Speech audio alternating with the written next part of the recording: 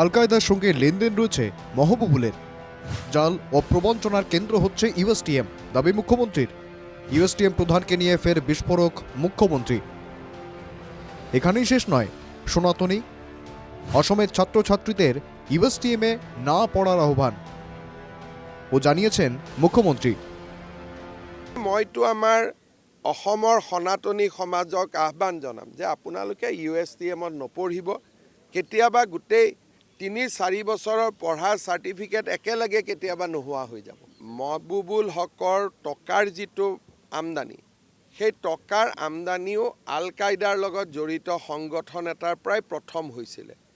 তাৰ সম্পূৰ্ণ তথ্য আমাৰ লগত আছে আৰু সেইকাৰণে মই কৈ আছোঁ যে ইউএসটিএমক পেট্রোনাইজ করাটো আমি বাদ দিব লাগে।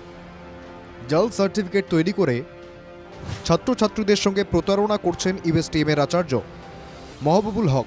মেডিকেল অ্যাডমিশনের ক্ষেত্রেও বিভিন্ন ধরনের ছল চাতুরি হচ্ছে ইউএসটিএমে।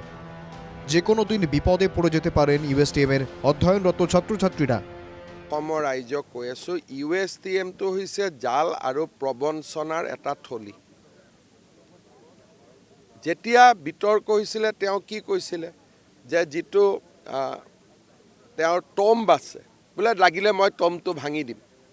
আজিলৈকে ভাঙিলে জানো? গতিকে অসমত যিসকল ব্যক্তিয়ে ইউএসটিএমক ছাপোৰ্ট কৰে তেওঁলোকে এটা কথা বুজিব যে এই ব্যক্তিজনৰ ওপৰত OBC চাৰ্টিফিকেট নকল কৰি লোৱাৰ অভিযোগ আছে। দ্বিতীয়তে এই ব্যক্তিজনে মেডিকেল এডমিশ্যনত জাল আৰু জুৱা চুৰি কৰাৰ অভিযোগ আছে।